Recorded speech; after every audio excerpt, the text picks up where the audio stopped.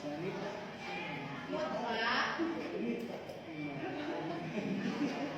Yang kedua, jarak relatif.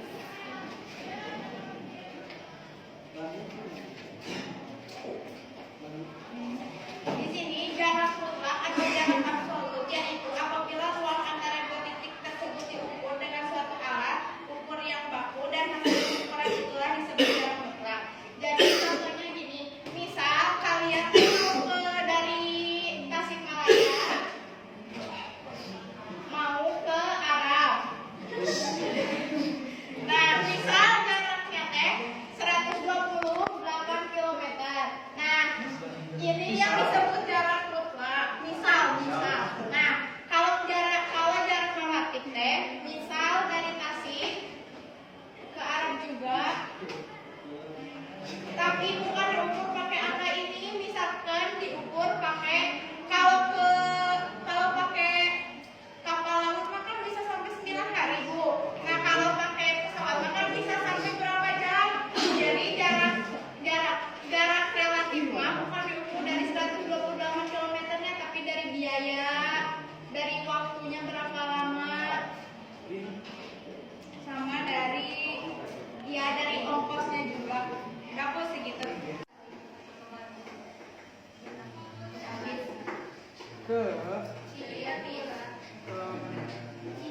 Tasik saja. Karena daerah di Singaparna dan di Tasik itu bagus dan lurus, maka aksesibilitasnya mudah. Sedangkan jika kita ingin mengirimkan paket dari Papua ke Tasik, maka keterjangkauan untuk menaiki kendaraan tersebut akan sulit. Karena yang pertama ini karena mudah, karena medannya datar,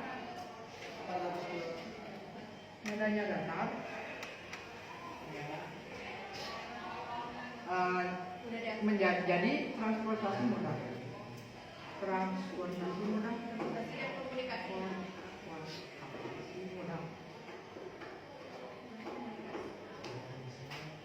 Sedangkan ini sulit karena medannya, Papua kan banyak hutan dan belum ada jalan raya, tidak banyak jalan raya. Medannya berarti kasar atau ya kasar saja. Jadi transportasinya juga sulit. Dan juga ada faktor laut yang membatasi Tasik dan Papua. Sudah. Pada kemampuan wilayah tersebut. Jadi apa sih manfaat yang tergantung pada kemampuan wilayah itu? Yaitu ialah nilai guna suatu wilayah yang dapat dikembangkan menjadi potensi yang menunjang perkembangan suatu wilayah. Contohnya adalah seperti di permukaan laut. Laut dapat berguna bagi nelayan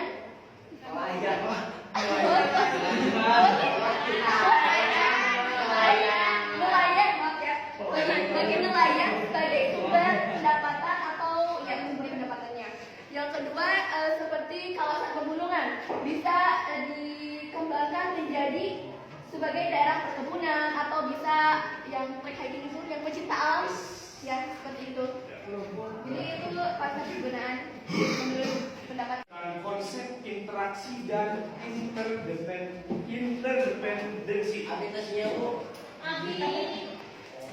Jadi yang sesuai di sini interaksi adalah hubungan secara timbal balik antara daerah yang satu dengan daerah yang lainnya, atau antara objek satu dengan objek yang lainnya.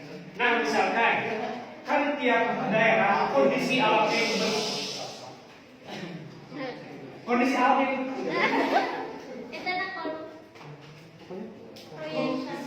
udah, kondisi alamnya berbeda. Misalkan di sekitaran Pusmahia,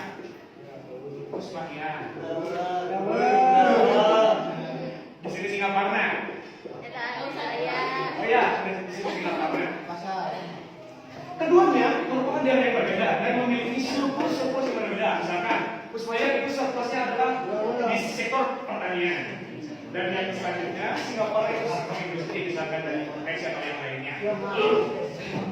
Ibu sekalian mengalami kekurangan kebutuhan industri karena kebanyakan sektornya adalah sektor pertanian, penyelesaian teknologis dan sebagainya.